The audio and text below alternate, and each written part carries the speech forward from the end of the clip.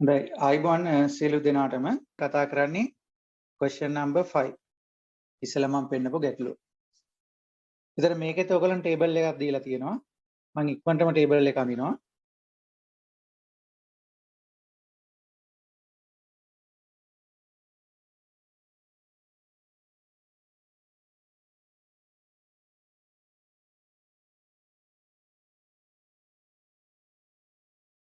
CBCJ ඕනෑම වගුවක එනවා. Basic ඕනෑම වගුවක එනවා. සොලියුෂන් ඕනෑම වගුවක එනවා. තීර්ණ විචල්‍යයන්, ශ්‍රිතිල විචල්‍යයන්, කෘත්‍රිම විචල්‍යයන් සහ අතිරික්ත විචල්‍යයන් නැත්නම් විචල්‍යයන් වර්ග 4ට අදාළව තීරු නිර්මාණය වෙනවා. මේක හැටියට තීර්ණ විචල්‍යයන් 3ක් තියෙන බව පේනවා. x1 x2 x3 S1 S2 කියලා තව විචල්‍යයන් දෙකක් තියෙන අපි දන්නේ නැහැ ඒවා වර්ග වශයෙන් ගත්තහම මොකක්ද කියලා. මොන අපි සාකච්ඡා කරලා බලමු. S1 S2 A1 A2 A1 A2 කිව්වොත් නම් අනිවාර්යයෙන්ම කෘත්‍රිම විචල්‍යයන් තමයි. ඒතර පේලි තුනක් තියෙන බව පේනවා. සොලියුෂන් කියන එක BI ස්ටාර් කියලා දාලා තියෙන්නේ. ඒක අපි කියලා තියෙනවා සොලියුෂන් කියලා ලියන්නත් පුළුවන්. BI ස්ටාර් කියලා දාන්නත් පුළුවන්.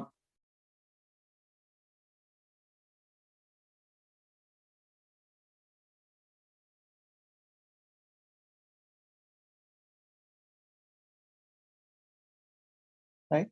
එතන මෙතන තියෙන ZJ ඕනෑම වගුවක එනවා. අන්තිම පේලිය තියෙන්නේ ZJ CJ. ඒකෙන් අපිට අවබෝධ කරගන්න පුළුවන් මේක මොකක්ද එතකොට? අවම කිරීමේ ගැටලුවක් බව. හරි. අවම කිරීමේ ගැටලුවක් බව. අවම කිරීමේ ගැටලුවක් බව අඳුර ගන්න පුළුවන් අනිවාර්ය. ඒ කියන්නේ අනිවාර්යයෙන්ම හැමතිස්සෙම වෙන අවස්ථාව තමයි ZJ CJ. තව තැනකිනුත් පුළුවන් ඒක අඳුර ගන්න. ඒ තැන තමයි මෙන්න මේ විචල්‍යයන්ගේ සංගුණක වලින් හැම විචල්‍යයන්ගෙම නෙමෙයි කෘත්‍රිම විචල්‍යයන්ගේ සංගුණක වලින්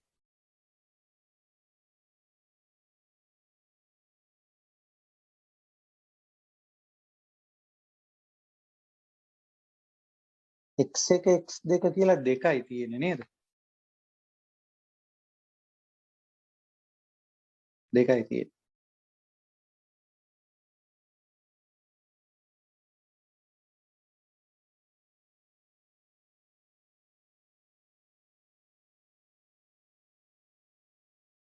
තීර්ණ විචල්‍යයන් දෙකයි. මම කලින් තුනක් කියලා කියුනේ. ඒකේ දෙක. අනෙක් හඳුනා ගැනීම තමයි මෙන්න මෙතන m ගේ සංගුණකය m ඇවිල්ලා තියෙන සංගුණකයට තියෙන ධන අගයක්. හරි. කෘත්‍රිම විචල්‍යයේ සංගුණයකට ධන අගයක් තියෙන්නේ. ධන අගයක් තිබීමත් අවම ලක්ෂණ තමයි පෙන්වන්නේ. හැබැයි ඉතින් ආටිෆිෂල් ඒවා නැත්තම් එතකොට එතන අඳුර ගන්න බෑ. මේ මම නෝට් කරපු ZJ CJ කියන තැනින් තමයි මේක අවම කිරීමේ ගාණක් බව අපි අඳුරගන්නේ. හරි. අපිට කියනවා ටේබල් එක කම්ප්ලීට් කරන්න කියලා. එහෙනම් කවුද බේසික් වෙලා තියෙන්නේ? තව ඉලක්කම් සමූහයක් තියෙන එකත් ලියා ගන්න ඕනේ.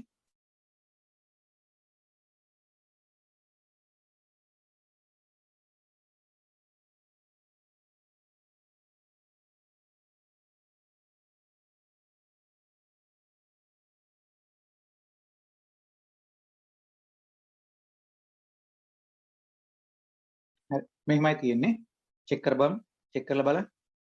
නැත්තම් ටිකක් දුර ගියාට පස්සේ දැක්කොත් ඉලක්කම් වැරදිලා කියලා. හරි. එතකොට කවුද බේසික් වෙලා තියෙන්නේ? බේසික් වෙන්න නම් තීර වලින් බලන්න ඕනේ. එකේව එකයි බිඳු වෙන තැන්.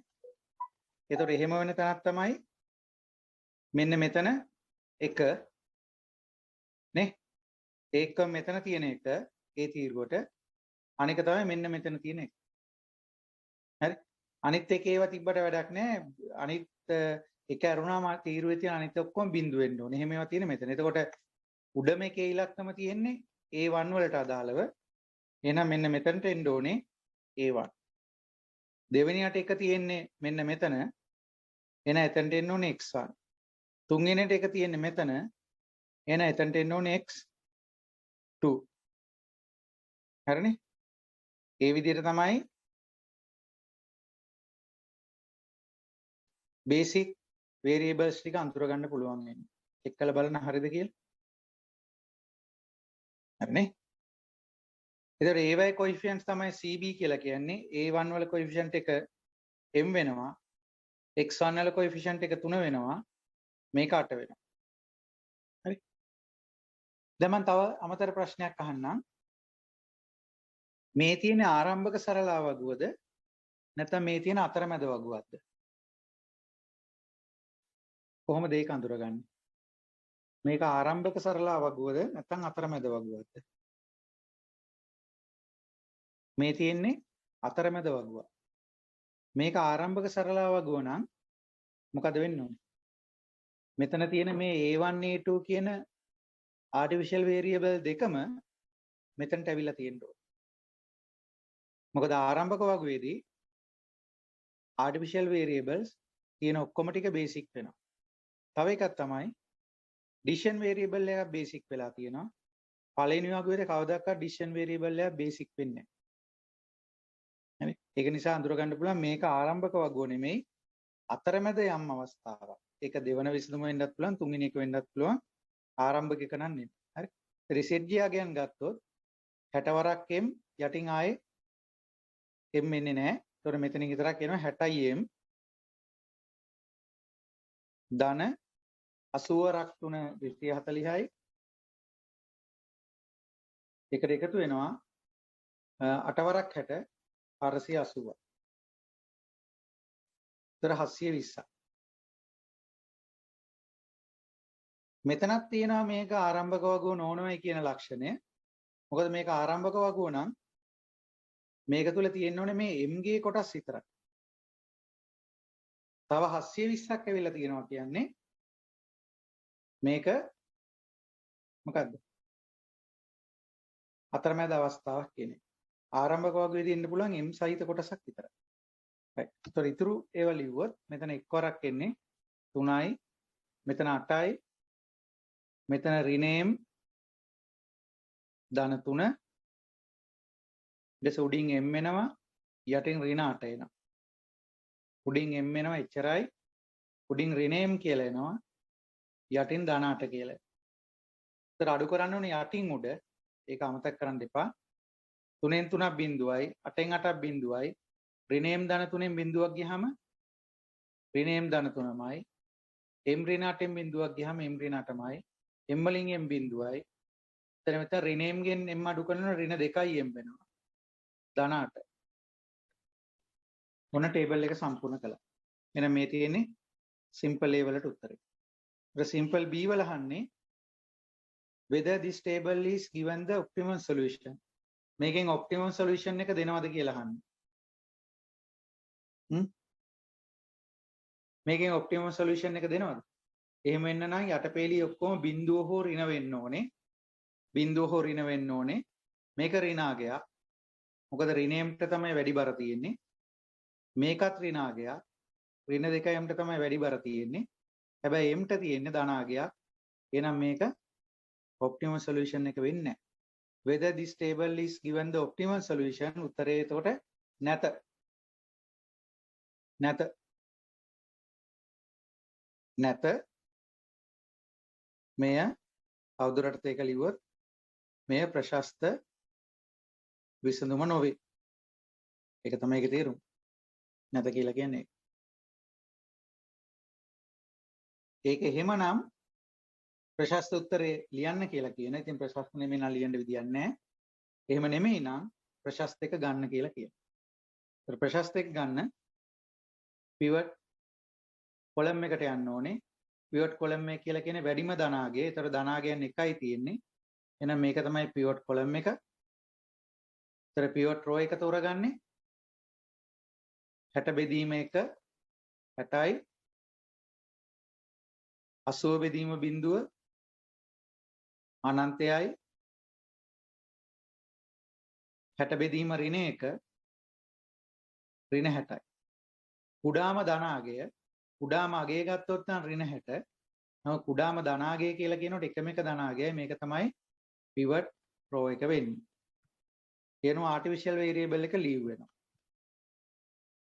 අපිට සාමාන්‍යයෙන් අදහසක් තියෙනවා මේ වෙලාවේ බේසික් වෙලා තියෙන්නේ artificial variable එක සහ decision variables දෙක.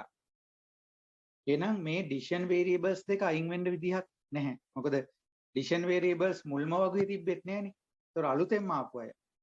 ඒතර අලුතෙන්ම ආපු ගමන්ම ඒ අය එළියට යන්නේ නැහැ. ටිකක් කල් රැඳිලා ඉන්නවා. සමහරවිට එළියට යන්නත් පුළුවන්. හැබැයි ආටිෆිෂල් අය එළියට යන්න ඕනේ. ඒ නිසා ලීවිං වෙන එක A1 අපි බලාපොරොත්තු වෙන එකක්. ඒ අනුව මේක තමයි pivot element එක වෙන්නේ. කියනවා අපි අලුත් වගුවක් හදාගන්න වෙනවා. අලුත් වගුවක් නිර්මාණය කරගන්න වෙනවා.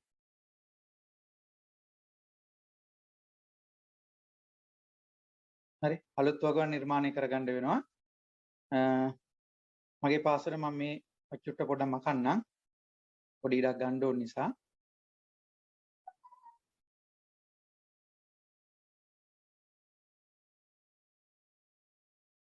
හරි. එතකොට කීවෙනි විසඳුමද දන්නේ නැහැ අපි. නව විසඳුම කියලා ලියවනම් ඇති. නව විසඳුම. නව විසඳුම කියලා අලුත් ටේබල් එකක් අපි හඳින්න ඕනේ.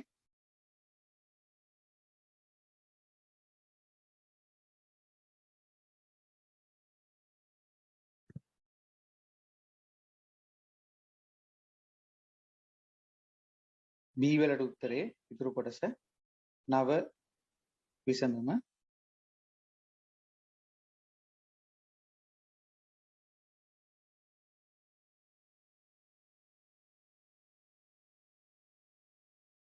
CBCJ basic solution x1 x2 s1 s2 a1 a2.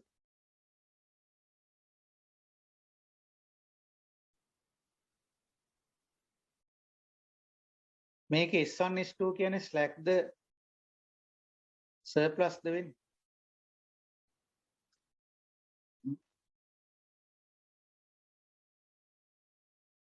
artificial variables දෙකක් තියෙනවා. ඒතර සමාන ලකුණෙන් එන්නත් පුළුවන්, විශාල ලකුණෙන් එන්නත් පුළුවන්. සමාන ලකුණෙන් ආවොත් එක artificial එකක් යනවා. විශාල ලකුණෙන් ආවොත් artificial එකයි surplus එකක් යනවා. ඉතුරු එක slack එකට. ඒ කියන්නේ මේක විශාල ලකුණයි කුඩා ලකුණයි සමාන ලකුණයි තුනම තියෙන එකක්. S1 S2 දෙකෙන් එකක් slack එක වෙනවා අනික surplus එක වෙනවා. ඒ විදිහට තමයි ලියවෙන්නේ. right? ඒතර ප්‍රවේශ විචල්‍ය වෙන්නේ S2 නේ. S2 කලින් ඉඳලා ඉන්නේ x1 x2 තියෙනවා.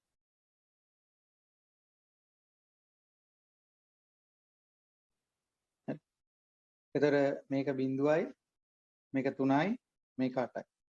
ඒතර ප්‍රවේශ විචල්‍ය ගැන ලියන්න ඕනේ. ප්‍රවේශ විචල්‍ය කියන්නේ බැහැරව ගිය විචල්‍ය ගැන බෙදීම pivot element එක. බැහැරව ගිය විචල්‍ය කියලා කියන්නේ මේ 60න් පටන් ගන්න පේලිය ඒක pivot element එක එකයි. නේ? ඒතර එම ඉලක්කම් ටිකම තමයි එන්නේ. එම ඉලක්කම්ම තමයි එන්නේ. ඊට පස්සේ S1 ගැන ලියන්න ගියාම x1 වල පැරණි අගයන් ටික පල්ලෙහාට ලියනවා 81 බිඳුව 81 බිඳුව ආ 1යි බිඳු 3යි ඊට පස්සේ ගුණිතයක් එනවා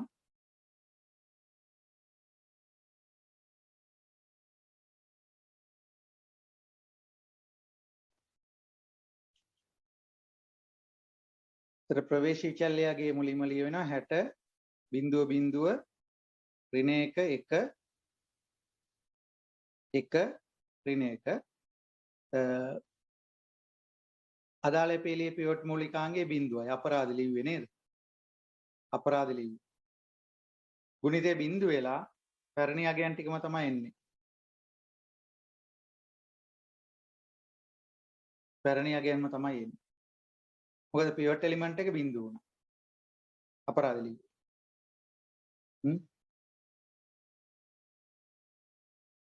ලිව්වේ අපරාධ නිසාම කළා දානව නෙමෙයි ඊළඟ එක ලියන්න ඉඩ නැති නිසා.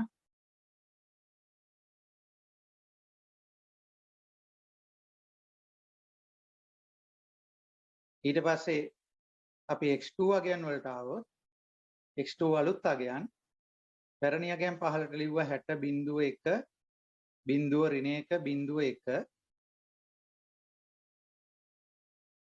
අඩු කළා ගුණිතයක් කියනවා පළවෙනි එක ප්‍රවේශ විචල්‍ය අගය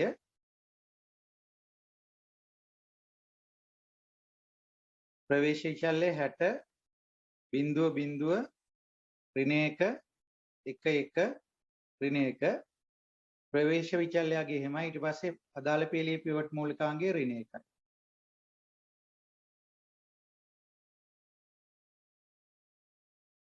ඉතින් මෙතන ඉන්නේ ධන 60යි එතකොට 120යි.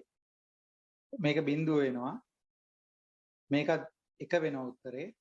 මේකේ ඍණ ලකුණු 3ක් නිසා ඍණ උත්තරේ ඍණ 1 වෙනවා. මෙතන ගුණිතය ඍණයි ඍණයි ධන වෙලා ධන 1යි ඍණ 1යි බිංදුව වෙනවා. මෙතන ගුණිතය ධන 1 වෙනවා. මෙතන ගුණිතයත් ඍණ 1 ඍණ 1යි ධන 1යි බිංදුව. පොඩ්ඩක් බලන්න හරියද කියලා. ඔය වගේ දැන් ටිකක් වරදින්න ඉඩකඩ තියෙන තැන්. ඍණ ධන වෙලා ධන 60යි 120යි. දෙවෙනි එකේදී බිංදුවයි. තුන්වෙනි එකේදී ගුණිතය බිංදුව වෙලා ගිනා ඉස්සරහ තියෙන එක විතරයි. ඊට පස්සේ එකේදී ඍණ ගුණිතය ඍණ 1යි. ඊට පස්සේ ඍණ 1යි මේ ඍණ 1යි ධන 1 වෙලා ඍණ 1ත් එක්ක බිංදුව වෙනවා. ඊට පස්සේ ඍණ 1 ගුණිතය ධන 1යි. ඍණ 1 ගුණිතය ඍණ 1යි ඍණ 1 ධන 1 බිංදුව. හරි. 120යි බිංදුවයි 1යි ඍණ 1යි බිංදුවයි 1යි බිංදුවයි. හරි. එතන මෙතන තියෙන ZJ මේක ZJ - CJ. ඒතර ගුණිතය ගත්තාම 80 වරක් 3 240යි 8 වරක් 120 ධන 240 1200යි. ඊට පස්සේ එන්නේ 3 8 මෙතනින් ඍණ 8 මෙතනින් බිංදුව මෙතනින් ධන 8 මෙතනින් බිංදුව. ඒතර අඩු කළාම බිංදුවයි බිංදුවයි ඍණ 8යි බිංදුවයි 8 ඍණයෙන් ඍණයෙන්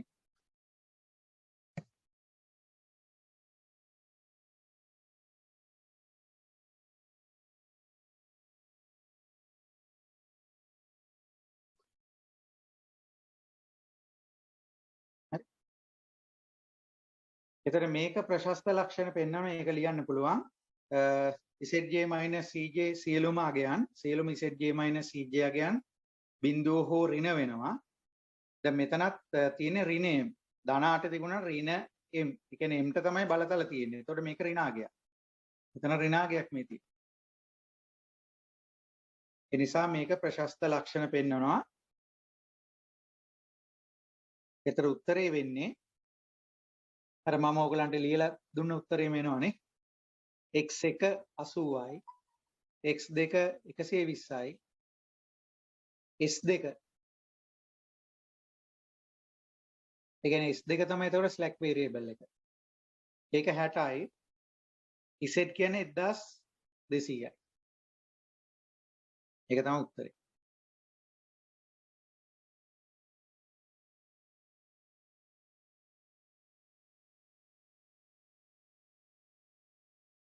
ඊට පස්සේ අහනවා C කොටසෙන් does the optimum solution create a degeneracy solution? මෙයා optimum solution එක degeneracy කියලා කිව්වේ පිරිහීමේ ගැටලුව. පිරිහීමේ ලක්ෂණ පෙන්වනවාද කියලා. පිරිහීමේ ලක්ෂණ පෙන්වන්න නම් මොකද්ද වෙන්න ඕනේ? පිරිහීමේ ලක්ෂණ පෙන්වන්න නම් මතකද ඒක? මෙතන ඇවිල්ලා තියෙන මේ බේසික් වලට යම් කිසි අගයකට මොකක්ද දෙන්න ඕනේ? බේසික් ඒ කියන්නේ ප්‍රශස්ත උත්තරේ හම්බ වෙලා තියෙන වෙලාවකදී මේ ලැබෙන ඉලක්කමක් බිඳුව හෝ ඍණාගයක් වෙන්න ඕනේ. මොකද බේසික් කියන්නේ ධනනේ. ධන නොවන උත්තරයක් ඒ කියන්නේ බිඳුව හෝ ඍණ වෙනවා කියන්නේ ඒක පිරිහීමේ ලක්ෂණ පෙන්වනවා. නමුත් මේ ගානේදී එහෙම දෙයක් පෙන්වන්නේ නැහැ. හරි?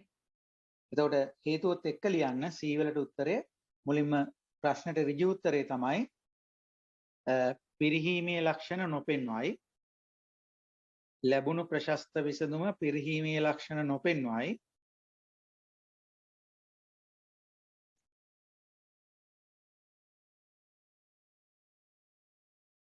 පිරිහීමේ ලක්ෂණ නොපෙන්වයි. ඊට හේතුව වනුයේ ඒක ලියලම ලිව්වනම් තමයි ලස්සන නේද? ඇත්තට. හේතුව මුලින් ලියලා කමක් නැහැ අපි ලිව්වනේ දැන්.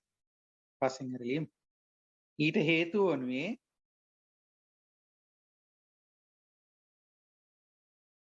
බේසික් තීරුව සඳහා ලැබී ඇති සියලුම විචල්‍යයන් සඳහා ඉංග්‍රීසියෙන්ම ලියන්න. බේසික් තීරුව සඳහා ලැබී ඇති සියලුම විචල්‍යයන් සඳහා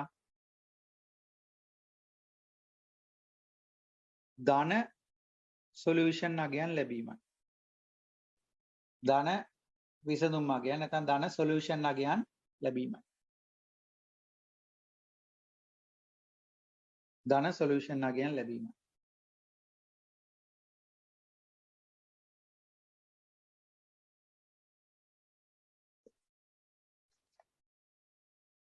එහෙමනම් විභාග ගණන් වල තියෙන මේ ආකාර ගණන් හදන්න. අපි නම් මෙතනින් අයින් වෙමු. අපි බලමු කොහොමද විසඳන්නේ කියලා. මේක ටිකක් හිතලා කරන්න තියෙන ටිකක් ලොකු ගාණක්. ඒතර මේකක් විභාගයට එන්න පුළුවන්. ඒතර මේක තනි ගාණක්. තනි ලකුණු 20ක් වෙනුවෙන් තමයි ඒතර මේ ගාණ තියෙන්නේ. අපි බලමු මේකට කොහොමද උත්තරයක් ගන්න කියලා. උත්තර ගත්ත අයත් ඇති. හරි. එහෙනම් මුලින්ම මේකෙදි අපි අඳුර ගන්න ඕන දේවල් තමයි මේකෙදි තීර්ණ විචල්‍යයන් කීයක් තියෙනවද? තීර්ණ විචල්‍යයන් මොනවාද? මොකද ඊළඟට අඳුරගන්න? තීර්ණ විචල්‍යයන් කීයද? ඒවා මොනවාද? ඊට පස්සේ අවදි කීයක් තියෙනවද? ආරම්භක සම්පත් කොච්චර ප්‍රමාණයක් තියෙනවද? ඉතින් මේ ගානේ තීර්ණ විචල්‍යයන් කීයක් තියෙනවද? නිෂ්පාදන සහ තොග සැලැස්මක් තමයි අපිට තියෙන්නේ. දැන් 11 වෙනි ගානත් ඒ වගේම ගානක් තමයි. හරි? 11 වෙනි ගානේ තියෙන්නේ නිෂ්පාදනය කරනවා, බෙදා හරිනවා, ඉතුරු නොත් ගබඩාවට දානවා. හරි? නිෂ්පාදනය කරනවා, බෙදා හරිනවා, ඉතුරු නොත් ගබඩාවට දානවා. ඉතිරි වෙච්ච තොගයත් එක තමයි පහුවෙන්දට පටන් ගන්න. හොඳම උදාහරණය තමයි අපේ කුස්සියේ උයන පිහන කටයුතු. නිෂ්පාදනය කරනවා, කනවා, ඉතුරු නොත් අරන් තියනවා පහුවෙන්දට කන්න. ඊට පහුවෙන්දට වැඩේ පටන් ගන්න කලින් දවස් ඉතුරු වෙච්ච එකෙන් ආය හදනවා, කනවා, ෆ්‍රිජ් එකට හරි වෙන තැනක තියනවා පහුවෙන්දට ගන්න. ওই ක්‍රමයේ තමයි දිගින් දිගටම යන්නේ. ඒතර 11 වෙනි ගානක් නිෂ්පාදන බෙදා හැරීමේ හා තොග සැලැස්මක්, 12 වෙනි ගානක් නිෂ්පාදන බෙදා හැරීමේ සහ තොග සැලැස්ම. ඒතර මේකේ දීලා තියෙනවා පොයින්ට් ෆෝම් එකෙන් දීලා තියෙනවා. කලින් එක වාක්‍යයක දීලා තියෙනවා වගන්ති වල. සැලසුම් කාලය මාස 4යි. ජනවාරි, පෙබරවාරි, මාර්තු, අප්‍රේල්. ඔන්න තියෙනවා ඉල්ලුම. කලින් ගානෙත් ওই ඉල්ලුම් දීලා තිබුණා. ජනවාරි වල 2යි, පෙබරවාරි වල 1යි, මාර්තු වල 3යි, අප්‍රේල් වල 2යි. ඒ විදිහට තමයි ඉල්ලන්නේ. ඊට පස්සේ තියෙනවා නිෂ්පාදන පිරිවැය. ඒ නිෂ්පාදන පිරිවැය දීලා තියෙන විදිහ බලන්න. PX production cost එක තියෙන්නේ බිඳුව වෙනවා x සමානයි බිඳුව නම්. යට තියෙනවා x කියන්නේ මොකක්ද කියලා. මෙහි x යනු නිෂ්පාදනය කරන ඒකක සංඛ්‍යාව. x සමානයි බිඳුව නම් කියලා කියන්නේ x සමානයි බිඳුව නම් කියලා කියන්නේ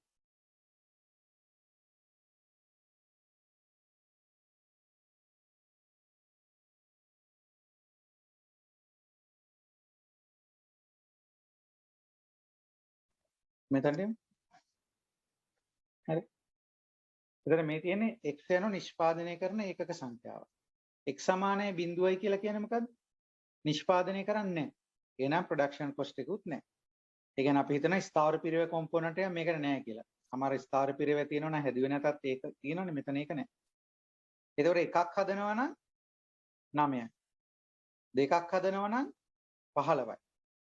අපි කියන එකක් හදනවා නම් 9 නම් දෙකක් හදනකොට 18 වෙන්න එපානේ. ඒතර මේකේ මොන හරි ෆැක්ටර්ස් වල එහා මෙහාවක් කියලා කොස්ට් එක අඩු වෙනවා. තුනක් හදනකොට 9 3 27 වෙන්නෙත් නෑ 20ට අඩු වෙනවා. හරි.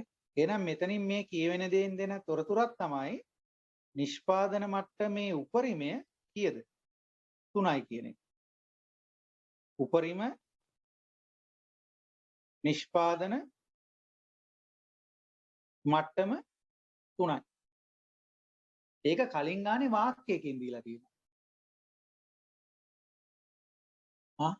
ඒකේ තිබුණා ඔය පිටුවේම උඩම පේලිය තියෙනවා 12 වෙනි ගානට උඩින් 11 වෙනි ගානේ මැද හරියේ කියන්නේ උඩම පේලිය තියෙනවා කිසියම් මාසයකදී උපරිම ලෙස ඒකක 6ක් නිපදවීමේ ධාරිතාවය ආයතන සතු. ඒක වාක්‍යයකින් තියෙනවා මෙතන තියෙන්නේ සමීකරණයක් විදිහට. උපරිම නිෂ්පාදන හැකියාව මොන හරි මාසයක ඒකක 3. ඊට පස්සේ තියෙන තොග පවත්වාගෙන යන. ඒක රුපියල් 1000 වලින්. HY කියලා තියෙන හෝල්ඩින් කොස්ට් එක. ඒතර y කියලා කියන්නේ ගබඩාවට යන ඒකක සංඛ්‍යාව. ඒක මේක කියලා නැහැ. ඒකත් කියන්න තිබුණා. අර උඩින් x ලිව්වා වගේ. මෙහි y අනු ගබඩා වෙත යොමු කරන ඒකක ගණන වේ. මෙහි y අනු ගබඩා වෙත යොමු කරන ඒකක ගණන වේ. ඒතර y බිඳුවයි කියන ගබඩාවට යන්නේ නැහැ කියන එක. ගබඩාවට යන්නේ නැත්නම් ගබඩා පිරිවැයක් නැහැ. එකක් දැම්මොත් 2000යි. දෙකක් දැම්මොත් 4000යි. එතන ඩිස්කවුන්ට් නැහැ. එහෙනම් මේකෙන් කියවෙන දේ තමයි y සමානයි 2 තමයි y ගේ උපරිම. එහෙනම් මේකේ කියන්නේ මොකද්ද? උපරිම ගබඩා ධාරිතාවය සමානයි 2යි. උපරිම ගබඩා ධාරිතාවය සමානයි 2යි. ඒක කලින් ගානේදී 4ක් කියලා තියෙනවා. උපරිම ලෙස ඒකක 4ක් සඳහා ගබඩා ධාරිතාවයක් තියෙනවා. ඒක වාක්‍යයක තියෙනවා මෙතන ශ්‍රිතයක් වශයෙන් තමයි දෙන්නේ. ඒතර ඒක අපි අවබෝධ කරගන්න ඕනේ x සමානයි 3යි කියන්නේ උපරිම නිෂ්පාදන ධාරිතාවය 3යි. y සමානයි 2යි කියන්නේ උපරිම ගබඩා ධාරිතාවය 2යි. ඒතර ජනවාරි මාසයේ පටන් ගන්න එකක් අතේ තියාගෙන. කලින් ගානේ නම් පටන් ගන්නකොට මුකුත්ම තිබුණේ නැහැ අපේ. මේක එකකින් තමයි පටන් ගන්න. ඉපදෙනකොට අරගෙන එන එකක් තියෙනවා. හැබැයි යනකොට මුකුත් අරන් යන්නේ.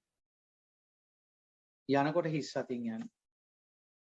ඇලෙක්සැන්ඩර් රජතුමාත් පෙට්ටියේ දෙපැත්තේ හිල් දෙකක් ඇඳලා අත් දෙක එළියට දාගෙනනේ ගියේ.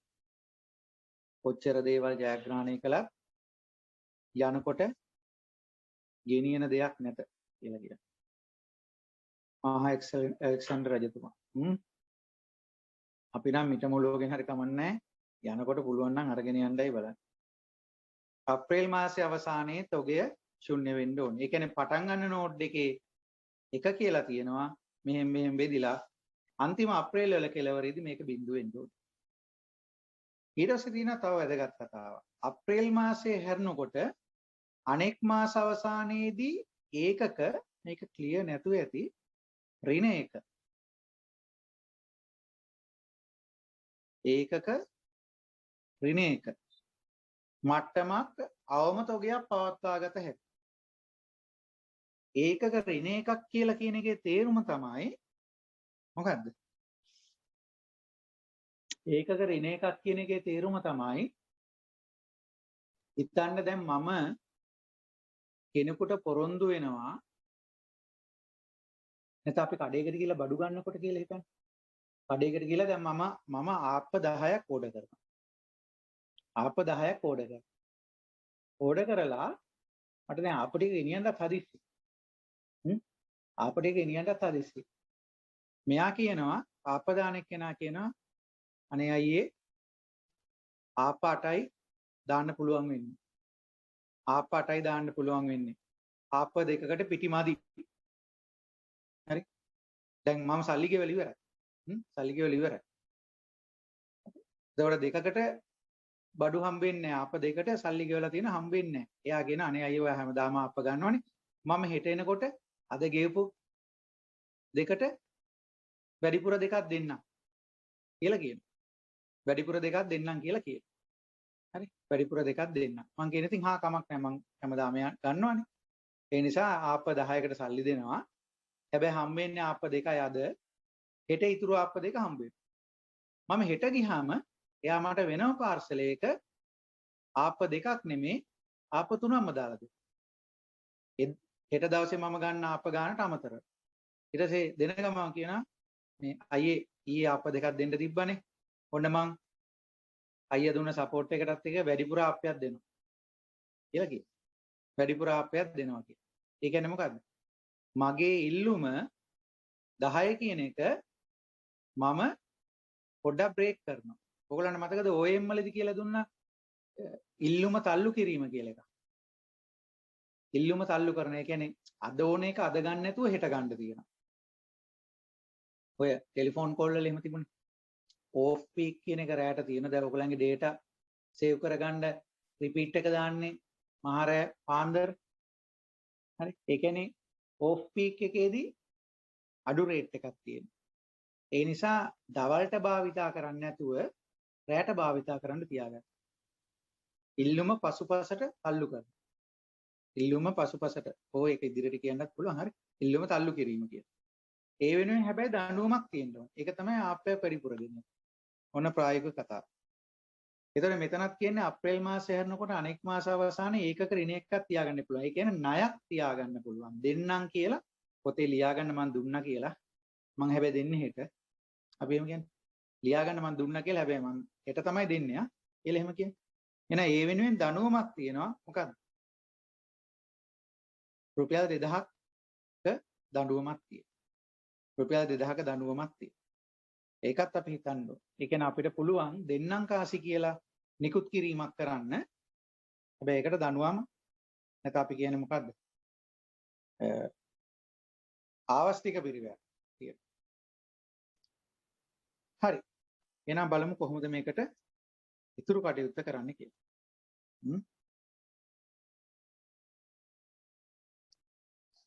හරි. එහෙනම් අපේ මුල්ම දේ තමයි තීරණ විචල්යන්.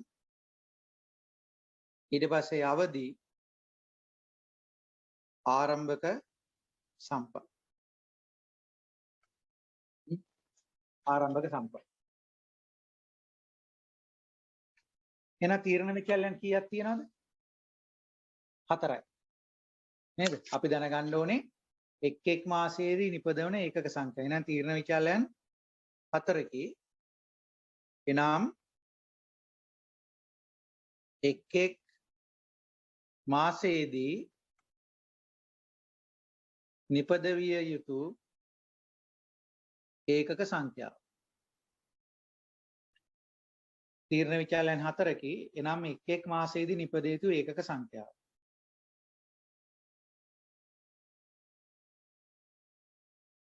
කෙරෙටි දන්න පුළුවන් ගබඩාවට යවන ප්‍රමාණය නෙමෙයිද කියලා.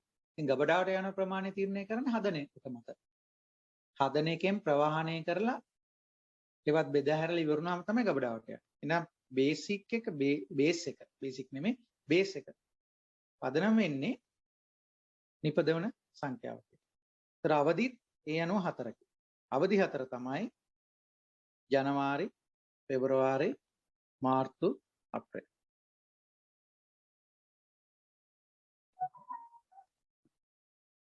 ඊට ආරම්භක සම්පත් ජනවාරි මාසයේ පටන් ගන්න එකකි. ඒකක 1යි. ජනවාරි මාසයේ පටන් ගන්න ඒකක 1යි. right? එහෙනම් අඳින්න පටන් ගන්න. මම මේ ටික අයින් කරන්නම්. තේල ඉවරයිනේ. ඉඩකඩ හදාගන්න නිසා. බලමු එහෙනම් අඳින්න. මෙන්න ජනවාරි පටන් ගන්න නෝට් එක. ඉඩ ප්‍රමාණ හදාගන්න. 4කට බෙදෙන්න ඕනේ.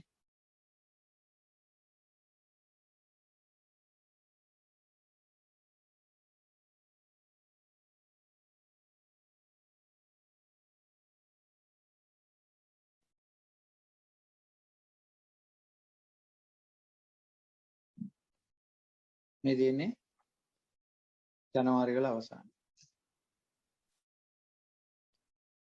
පස්සේ හරියටම මේවා යට බෙදමු. දැන් අපි දන්නා මේ තියෙන්නේ ජනවාරි, පෙබරවාරි, මාර්තු, අප්‍රේල්.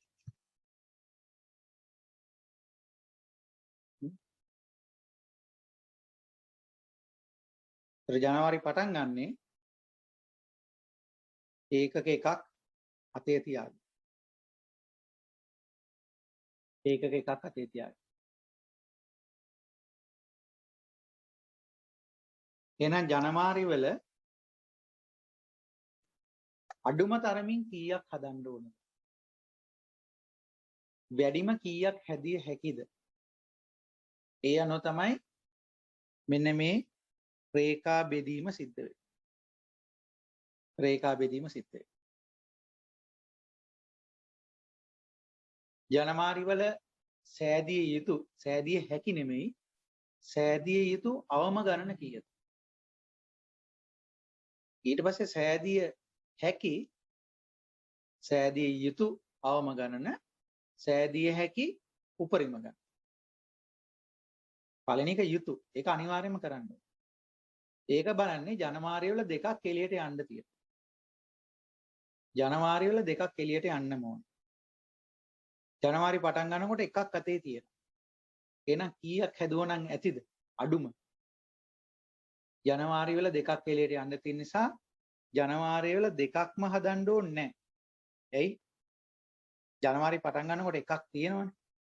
ඒක නිසා ජනවාරි වලදී එකක් හැදුවොත් හොඳටම ඇති.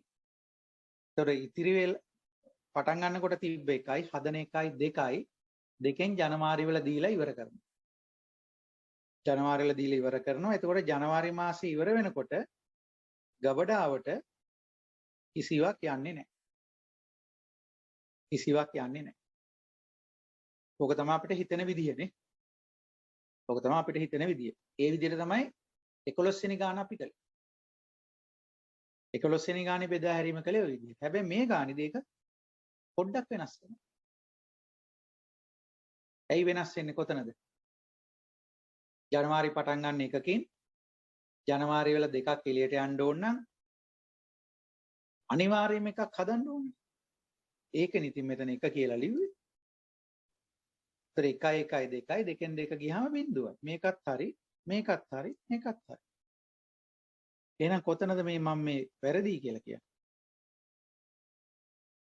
මේක හරි 11 වෙනි ගාන ගැන හිතාගෙන කළා. 12 වෙනි ගානේ වෙනසක් තියෙනවා. මොකක්ද ඒ වෙනස? අර අන්තිම බුලට් එකේ තියෙනවා ඕනනම් ණයට ණය වෙලා පොතේ ලියලා දුන්නයි කියලා පොතේ ලියලා අද නොදී හෙට දෙන්න පුළුවන්. හරි? මොකද ඒකෙන් කියවෙන්නේ? ජනවාරි වල දෙකක් එළියට යන්න ඕන. ජනවාරි පටන් අරගන්නේ එකක් අතේ තියාගෙන. හරි? ඒතකොට අතේ එකක් තියෙනවා. ජනවාරි වල දෙකක් එළියට යන්න ඕන. මම ජනවාරිත් එක්ක කතා කරගන්නවා. මම කියනවා මම මේ මාසේ හැදුවේ නෑ මුකුත්. හැබැයි ජනවාරි පටන් ගන්නකොට මට කලින් දෙසැම්බර් වලින් ආව එකක් තියෙනවා. ඒ එක ඔයාට දෙන්නම්. හැබැයි ඔයා පොතේ ලියාගන්න මම දෙකක් දුන්නා කියලා. හරි දෙකක් දුන්නා කියලා. ඒතර අපේ බුක් බැලන්ස් එක මොකද? ඍණ වෙනවා. අපේ බුක් බැලන්ස් එක ඍණ වෙනවා. මොකද බුක් බැලන්ස් එක ලියන්නේ කොහොමද? ගෙනාතොගෙන් එළියට ගිය තොගේ අඩු කරනවා නේ? ගෙනාතොගෙන් එළියට ගිය තොගේ අඩු කරනවා. ගෙනාතොගේ 1යි එළියට ගිය තොගේ 2යි අඩු කළාම ඍණ 1යි. එහෙනම් අපේ බුක් එකේ බුක් බැලන්ස් එක වෙන්නේ end of the month ඍණ 1යි කියලා. ඒක පවත්වා ගන්න මේලාදී අවසර දෙන්න. එහෙනම් මේ ගානේදී කොහොමද බෙදා හැරීම පටන් ගන්න අඩුම විදිහ වෙන්නේ කීයකින්ද? නිෂ්පාදනය නොකර ඉන්න පුළුවන් කියලා. ඒතර 1.1යි එකෙන් 2 ගියාම ගබඩාවේ ඍණ 1 කියන தত্ত্বය ඇති කරගන්න පුළුවන්. ඒරනේ බිඳුව නෙමෙයි ඍණ 1 කියන தত্ত্বය ඇති කරගන්න. අන්න ඒ විදිහට තමයි බෙදන්නේ. ඒතර ඍණ 1කින් පටන් අරන් කීය වෙනකන් යන්න පුළුවන්? ඔයගලන්ට පෙන්නනවා y වල ඉක්වේෂන් එකේ තියෙන y සමානයි බිඳුව. හැබැයි අන්තිම බුලට් එකේ කියන y ඍණ 1 වෙන්නත් පුළුවන් කියලා. y සමානයි බිඳුවයි y සමාන 1යි y සමාන 2යි. එහෙනම් ගබඩාවේ ඉතුරු වෙන්න පුළුවන් ඕනෑම වෙලාවක මොනවද ඉලක්කම්? ඍණ 1 බිඳුව ධන 1 ධන 2. ඕනෑම වෙලාවක ගබඩාවේ ඉතුරු වෙන්න පුළුවන් ප්‍රමාණයන් ඔන්න ඔය ප්‍රමාණ. ඒ නිසා අපිට ඔය ඉතිරි වෙන ප්‍රමාණය ඔහොම නෝට් කරගෙන ඊට පස්සේ රේඛාය ආකිරීම හරිම ලේසි. ඊළඟ අවස්ථාවත් ඒ වගේම තමයි.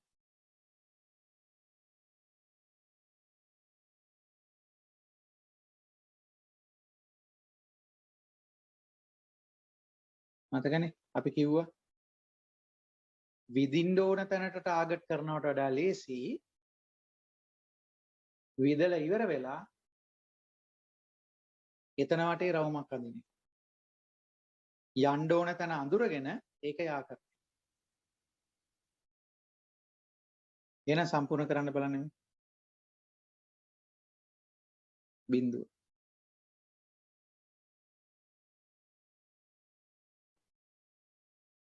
එතන මේ තියෙන්නේ x අගයන් නා.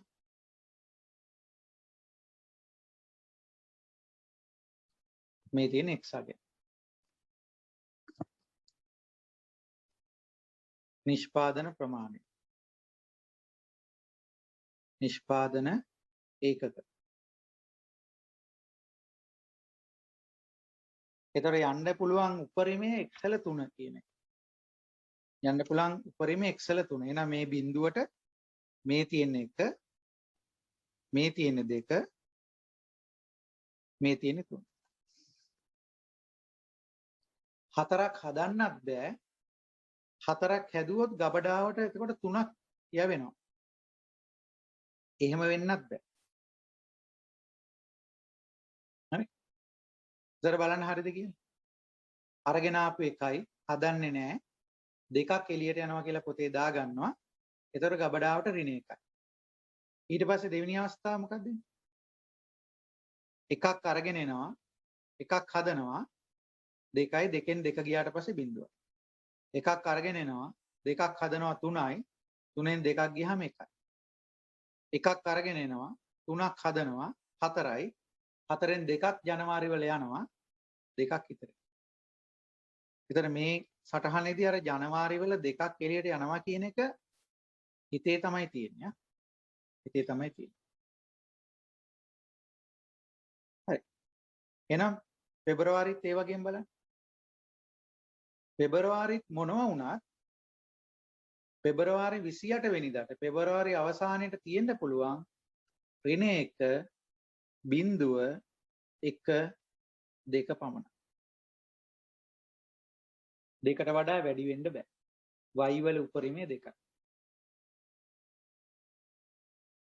එහෙනම් එන්නේ තැන් ටාගට් කරගෙන ඒ තැන් වලට යා කරපහන හරි. ඒතර බලන්න පෙබරවාරි වල එකක් යවන්න ඕන. එහෙනම් පෙබරවාරි වල හදන්න ඕන අවමේ කීයද? පෙබරවාරි පළවෙනිදා පටන් ගන්නෙ එකක් ණය තියාගෙන. හැබැයි ඒ ණය පෙබරවාරි අන්තිම වෙනකන් ඉන්න පුළුවන්. හැබැයි පෙබරවාරි වල එකක් එළියට යන්න ඕන. එහෙනම් හදන්න ඕන අවමේ කීයද? හදන්න ඕන අවමේ 1යි. හදන්න නැතුව ඉන්න බෑ. හදන්න නැතුව හිටියොත් වෙන්නේ මොකද්ද? එකක් ණය තියෙනවා. පෙබරවාරි වල එකක් යවන්නත් තියෙන. එතන ණය දෙකක් වෙනවා. මේක ඍණ 2 වෙන්න බෑ. ඒ නිසා එකක් අනිවාර්යයෙන්ම හදන්න ඕන. එහෙනම් මේක මේකට යාවෙන තැන 1 කියලා තමයි ලියන්නේ. එතකොට අපිට හිතන්න පුළුවන් එකක් ණයයි. ඒ ණය බේරන්න එකක් හදනවා. ආයෙසරයක් ණය වෙනවා. රෝල ගෙනියනවා කියලා කියන්නේ. පඩි ගත්තාම ණය බේරනවා. ආයෙ එතන ඉඳලා දිගටම ණය වෙනවා. ඊළඟ පඩි ගත්තාම ආයෙ ණය බේරනවා. ආයෙ ණය වෙනවා. ඒ වගේ එකක් තමයි උතන තියෙන්නේ. නමුත් එකක් විතරක් නෙමේ හදන්න පුළුවන්, ඊට වඩා තව යන්න පුළුවන්, 3 වෙනකම්ම හදන්න පුළුවන්. එන ඒව තමයි ඊට පස්සේ පල්ලෙහාට එන්නේ. එන එකක් හැදුවොත් මෙහෙමනම් මේ දෙකක් හැදුවාම වෙන දේ, මේ 3ක් හැදුවාම වෙන දේ. ඊළඟ එක අඳින්න ඕනේ නැහැ. ඇඳලා මෙහෙම 4 කියලා ලිව්වොත් වැරදි. ඇයි? 4ක් හදන්න බෑ. ඒ නිසා 4 කියලා ලියන්නත් බෑ, රේඛාව අඳින්නත් බෑ. එන ඔච්චරයි. විනාඩි 2-3ක් දෙන්නම්. මේක මේ විදිහට හදපු අය සතුරු වෙනවා ඇති. ඔයගොල්ලෝ හිතපු විදිහමද මගෙනුත් කියවෙන්නේ කියලා බලන්න. අනිත් අය තේරුම් අරගෙන කරන්න විනාඩි 2-3ක් දෙන්න. පොඩි නිශ්ශබ්දතාවයක්.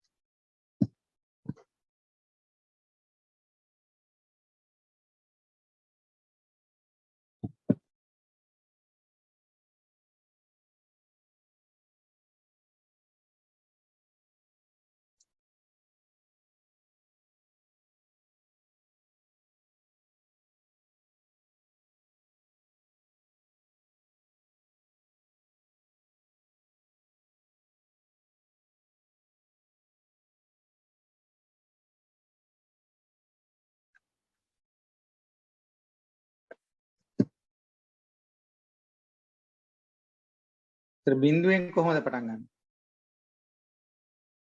බිඳුවෙන් බිඳුවට යනවා කියන්නේ ඊට කලින් උඩින් ඍණයකටත් යනවද කියලා බලන්න පුළුවන්. බිඳුවෙන් ඍණයකට ඒකත් පුළුවන් නේ.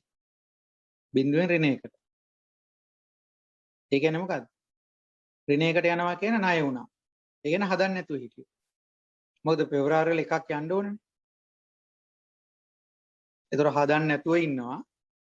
පටන් ගත්තෙත් නැතුවමයි ණය වෙනවා.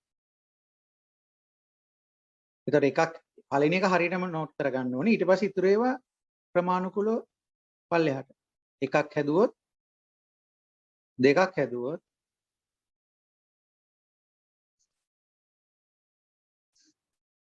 තුනක් හැදුවොත් ඊට පස්සේ එකක් අතේ තියාගෙන පටන් ගන්නෙ. හදන්න නැතුව හිටියොත් මොකද වෙන්නේ? හදන්න නැතුව හිටියොත් ණය වෙන්නේ නැහැ. ණය වෙන්නේ නැතුවම ඉන්න පුළුවන්. එකක් අතේ තියෙනවනේ. ඒක දීලා ෂේප් වෙනවා පෙබරවාරි වල. එතකොට එකෙන් බිඳුව. කොහොමත්ම මෙන්න මෙහෙම දෙයක් තියෙනවා. මේකෙන් මේ ඍණයකට කොහොමත්ම යන්නේ නැහැ. හේතුව මොකද්ද? හේතුව එකක් කොහොමත් අතේ තියෙනවනේ. නිකන් බලෙන් ආයෙ වෙන්න ක්‍රමයක් මෙතන ඇති වෙන්නේ නැහැ. මොකද පෙබරවාරි වල එකක් දෙන්න තියෙනවනේ කොහොමත්. ඒක මේ ඉතුරුලා තියෙන එකෙන් තමයි දෙන්නේ. නිසා ණය වෙන්න කොහෙත්ම ක්‍රමයක් නැහැ.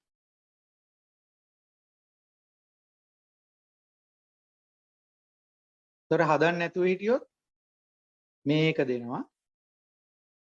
එකක් හැදුවොත් එකතුව 2යි. එකක් දීපුවාම එකක් ඉතිරි. දෙකක් හැදුවොත් එකතුව 3යි. එකක් දුන්නාම දෙකක් ඉතිරි.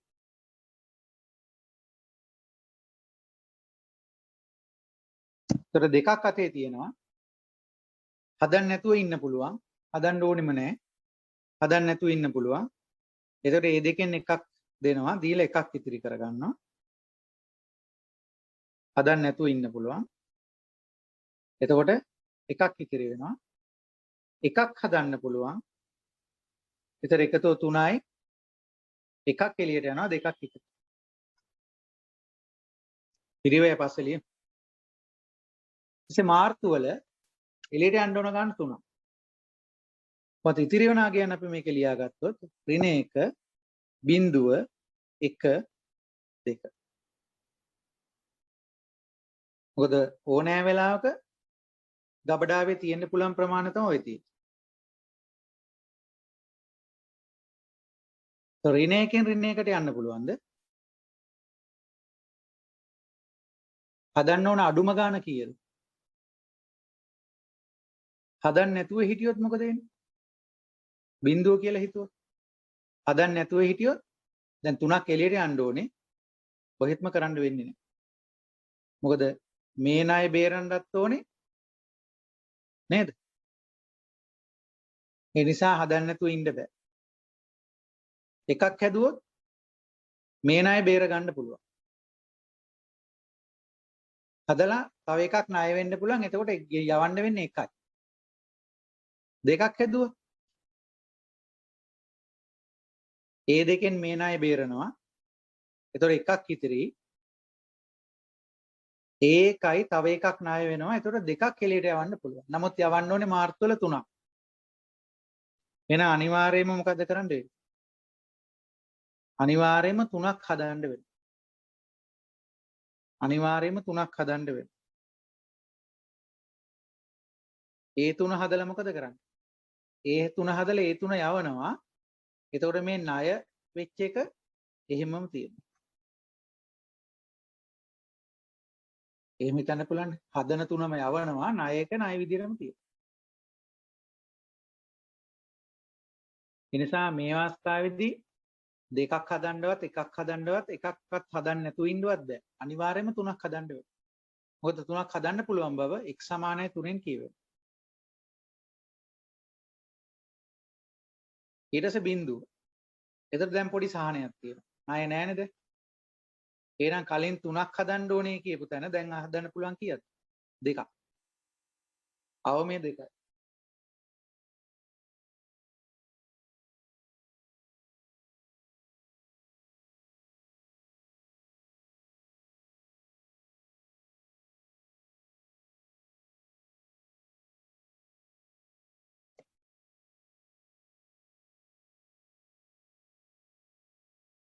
හරි? එතකොට මෙතනදී දෙකක් අනිවාර්යෙන් හදන්න ඕනේ. එතකොට පටන් ගත්තේ මොකුත් නැතුව එකක් ණය වෙලා වැඩේ ඉවර කරගන්න. හරි? එතකොට 3 අනිවාර්යෙන්ම සහනයක් තියෙනවා. ඒ නිසා දෙකක් හදුවාම ඇති. ඊට පස්සේ 3 මෙතන.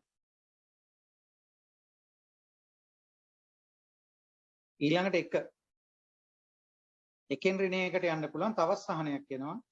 එතකොට එකක් හැදුවාම ඇති. මේ දෙකක් හැදුවාම මේ 3ම හැදුවා.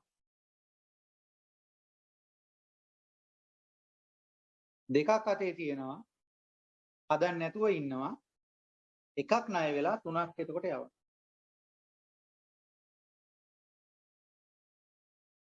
මේ එකක් හැදුවොත් මේ දෙකක් හැදුවොත් මේ 3ම හැදුවා.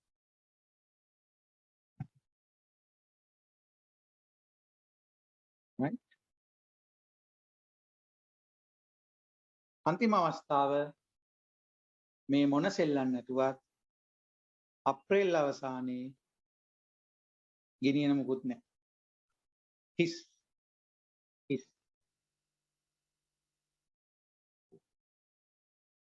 එහෙනම් මේවා මෙතනට යාවෙන්න ඕන. යාවෙන්න පුළුවන්ද කියලා බලමු. අප්‍රේල් වල දෙකක් යවන්න ඕන. එකක් ණයයි. මේ එකක් ණයයි. ඒ ණය බේරන්නත් ඕනේ. මොකද ආයෙ ණය වෙන්න බෑ අප්‍රේල් අන්තිම. මොකද දැන් chapter close කරන්නයි යන්නේ. ආයෙ කඩේ දැන් වහනවා. ආයෙ ණය වෙන්න බෑ. කඩේ වහනවා. කඩේ මැද හරියදී ණය වුණාට දැන් ණය වෙන්න බෑ. ඒ ණය බේරන්නත් ඕනේ. අප්‍රේල් වල දෙකක් යවන්නත් ඕනේ. එහෙනම් අනිවාර්යයෙන්ම හදන්න ඕන ගාන කීයද? අනිවාර්යයෙන්ම 3ක් හදන්න ඕනේ. අනිවාර්යයෙන්ම 3ක් හදන්න ඕනේ.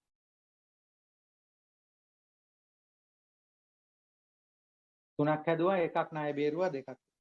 ඊට පස්සේ දෙකක් හැදුවා එකක් හැදුවා මෙතන හදන්න නැතුව ඉන්න පුළුවන් හේතුව දෙකක් අතේ තියෙන මේ විදිහට තමයි නෙට්වර්ක් එක ඇඳෙන්නේ. ඒතර විශේෂත්වය වෙන්නේ 11 වෙනි ගානත් එක්ක එකක් දත්ත තොරතුරු ඉදිරිපත් කරලා තියෙනවා ගාන බැලුවම පිටුවෙන් භාගයට වඩා වැඩි ලොකු තොරතුරු කියලා. හැබැයි තොරතුරු හරි පැහැදිලි. ඒක හරියට අවබෝධ කරගත්තාම ඉතා පැහැදිලි. විශේෂත්වය තමයි අර ඍණ එකක තොග මට්ටම කියන්නේ. හරි. එහෙනම් පිරිවැය ඉලක්කම් ටික්මන් ලියමු.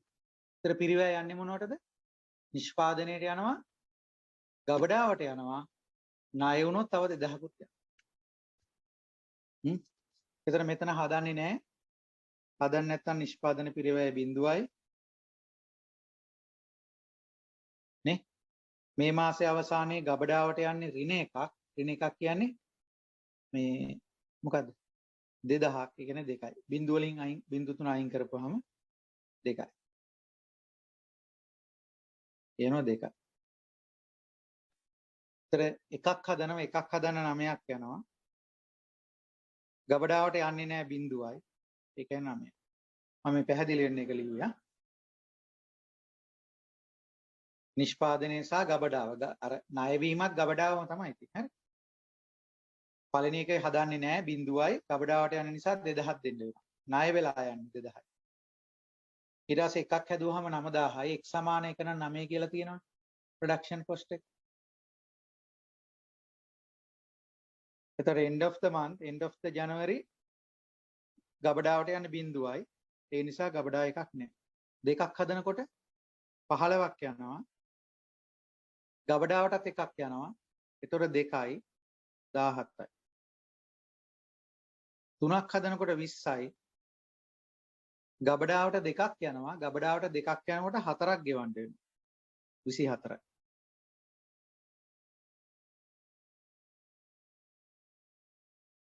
මේ විදිහට තමයි ඉතිරි ඒවාත් ලියවෙන්නේ.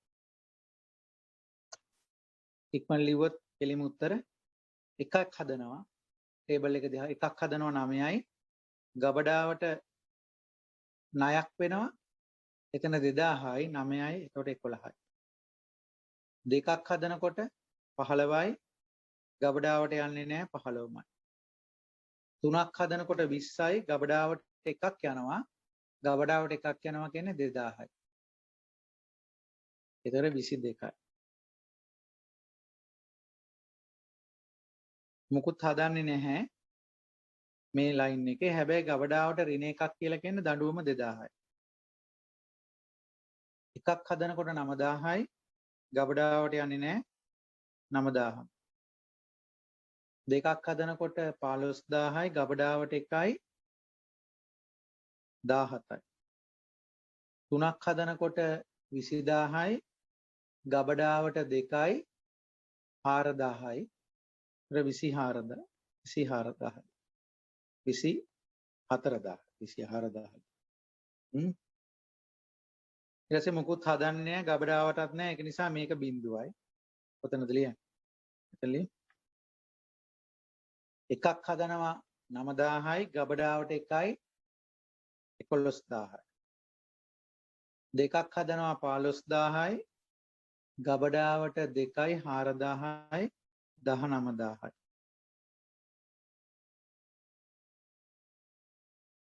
හරිද?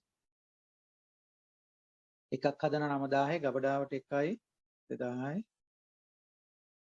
11000යි. දෙකක් හදනවා 15000යි. ගබඩාවට 2යි 4000යි 19000යි.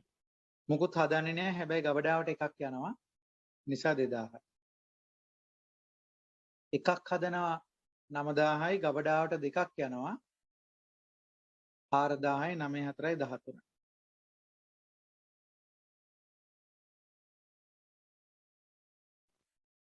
හදන්නේ නැහැ. නිකන් ඉන්නවා. එකක් හැදුවා 9000යි 9000යි 2යි තාපම 4000යි 13යි. හරි.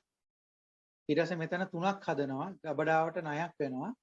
3ක් හදනකොට 20000යි ගබඩාවට ණයක් වෙනකොට 22000යි. 2ක් හදනකොට 15000යි ගබඩාවට ණයක් වෙනවා 17යි. 3ක් හදනවා 20000යි ගබඩාවට මුකුත් යන්නේ නැහැ. එකක් හදනවා 9000යි ණයක් වෙනවා 2000යි 15000යි. දෙකක් හදනවා 15000යි. 3ක් හදනවා 20000යි ගබඩාවට 1යි 2000යි. 3ක් හදනවා 20000යි නේ. 3ක් හදනවා 20000යි තර 22000යි. හදන්නේ නැහැ ගබඩාවට ණයක් වෙනා ඍණ එකක්. එකක් හදනවා 9000යි දෙකක් හදනවා 15000යි 17000යි. 3ක් හදනවා 20000යි ගබඩාවට 2යි 24000යි. ඊට පස්සේ අන්තිම එකේදී 3ක් හදනවා ගබඩාවට මුකුත් යන්නේව නැහැ 20000යි දෙකක් හදනවා 15000යි 9000යි බිංදුව.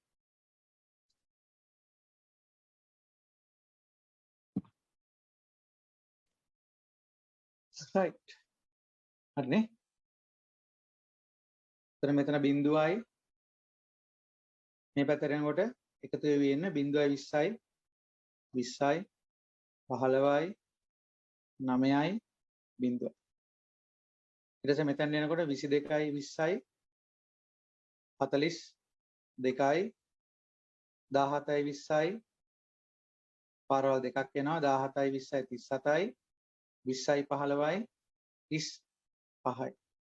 පිරිවැයාම කරන්න ඕනේ. එහෙනම් අඩු ඉලක්කම තෝරගන්න. 11යි 20යි 31යි 15යි 15යි 30යි 22යි 9යි 31යි 30යි 2යි 20යි 22යි 9යි 15යි 24යි 17යි 9යි 26යි 24යි බිංදුවයි 24යි අඩු ඉලක්කම 22යි. ඊතර මෙතන 11යි 42යි 53යි 15යි තෝරාගත්ත 35යි 55යි 22යි තෝරාගත්ත 30යි 52යි අඩු එක 52යි. බිංදුවයි 42යි 42යි බිංදුව නෙමෙයි වැරදුනා මට.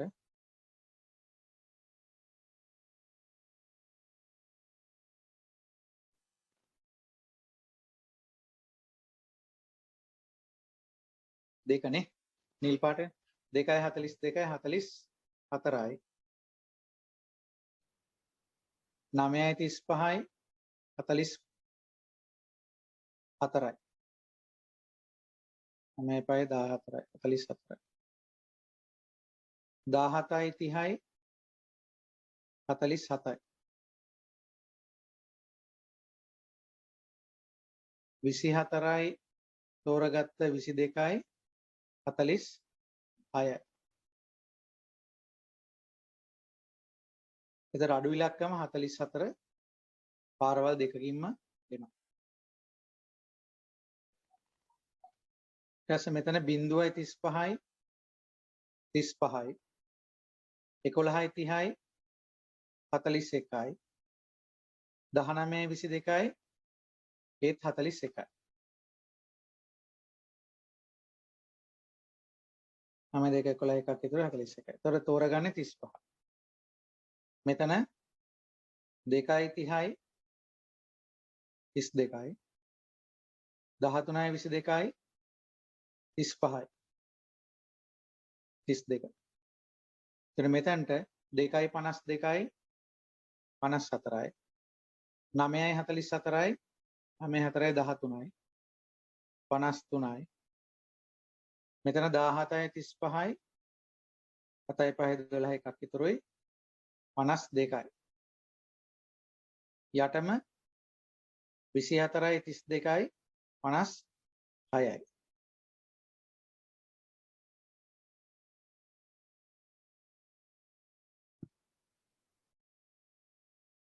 56යි.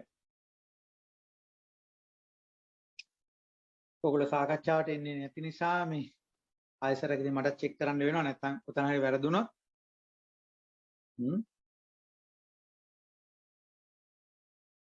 සාකච්ඡාව වරදිනවා. චෙක් කරලා බලන්න.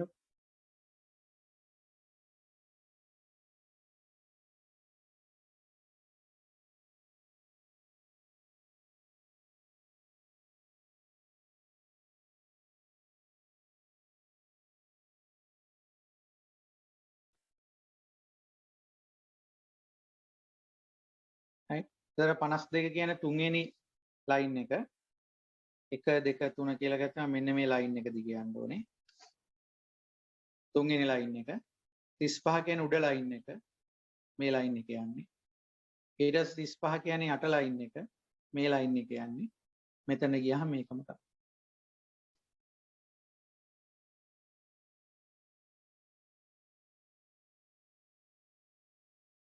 මේක නම් කරගන්න ඕනේ ඔයගොල්ලෝ අර අවදි අංකය දාලා අවදි 1 අවදි 2 අවදි 3 එහෙම දාලා නම් කරගන්න. එතකොට පිළිතුර ගත්තොත් පිළිතුර අපි හඳුනා ගන්න ඕනේ නිෂ්පාදන සැලැස්ම ජනවාරි වල කීයද පෙබරවාරි කීයද මාර්තු කීයද අප්‍රේල් කීයද මාසය නිෂ්පාදන ඒකක ගණන ජනවාරි පෙබරවාරි මාර්තු අප්‍රේල් මොනවා පිරිවැය කියලා තව තීරුවකුත් හදාගන්න පුළුවන්. පිරිවැය කියලා තව තීරුවකුත් හදාගන්න පුළුවන්. ඒතර ජනවාරි වල කීයක් හදනවද? 2යි. පිරිවැය ජනවාරි වල පිරිවැය කීයද අපිට ආවේ? 17000යි. ජනවාරි වල පිරිවැය 17000යි. පෙබරවාරි වල කීයක් හදනවද? හදන්නේ නැහැ. ඒ නිසා පිරිවැය බිඳුව. මාර්තු වල 3 කියන ලයින් එකනේ. මාර්තු වල 3ක් හදනවා. එතකොට 20000ක් එනවා. අප්‍රේල් වල 2ක් හදනවා.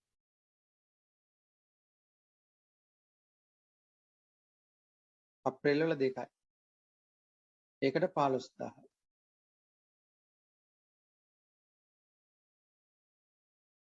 අප්‍රේල් වල 2යි 15000යි. ඒතර ඔක්කොම හදන ගණන වෙන්නේ මේක පල්ලෙහාට එකතු කළොත් මට පල්ලෙහාට ඉඩකඩ ප්‍රශ්නයක් තියෙනවා. ඒතර පල්ලෙහාට එකතු කළොත් මෙතන එනවා 2යි 3යි 5යි 2යි 7යි. හැබැයි ඔක්කොම ඒකක එළියට යන්න තියෙනවා 8ක්. ඒතර 7ක් හැදෙන්නේ ජනවාරි වල එකක් අතේ තියාගෙන ආව නිසා. ඒතර 7ක් හැදුවාම ඇති. මේක එකතුව බලන්න 17යි 20යි 37යි 37යි 15යි 52යි 52000 එතනිනුත් පහවුරු වෙනවා.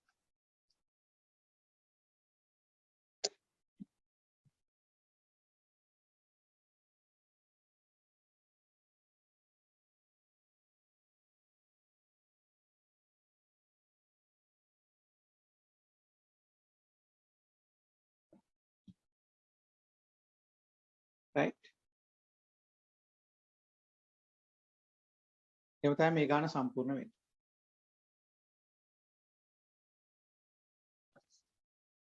එහෙමනම් අපි කලින් කිව්වාගේ ප්‍රශ්න පත්‍ර වලින් ලෑස්ති වෙන අනිවාර්යයෙන්ම ලබන සතියේ අපිට පන්තියක් වැඩුණොත් අවසානයේදී කරපු පේපර් එක තමයි අපි සාකච්ඡාවට ගන්න.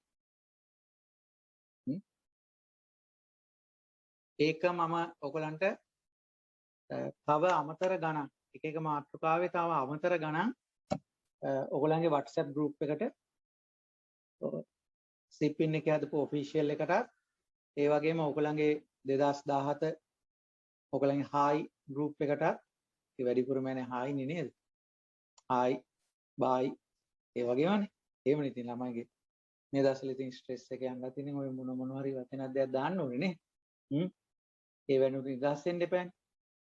ඊළඟට ඒකටත් මම දාන්නම් ඒකම මොඩල් පේපර්ස් අඩුම වශයෙන් දෙකක්වත් ඔයගලන්ට දෙනවා. හැබැයි ඒ ප්‍රශ්න පත්‍ර කරලා ඉවරුණාම විභාගයට ආසන්න සතියේ තමයි ඒ ආදර්ශ ප්‍රශ්න පත්‍ර දෙන්නේ. ඒතකොට හොඳ හැකියාවකින් සහිත විභාගයට යන්න පුළුවන් වෙනවා. වෙයි කියලා හිතනවා නෙමෙයි අනිවාර්යෙන් පුළුවන් වෙනවා. ඒකට සූදානම් වෙන්න. එහෙනම් අපිට අද දවසේ එක පීරියඩ් එකයි තියෙන්නේ. එහෙනම් ලබන සතියේ අපි ප්‍රශ්න පත්‍ර සමග හමු වෙමු. එhmenan සියලු දෙනාටම ආයිබෝවන් ජයක්ම වේවා.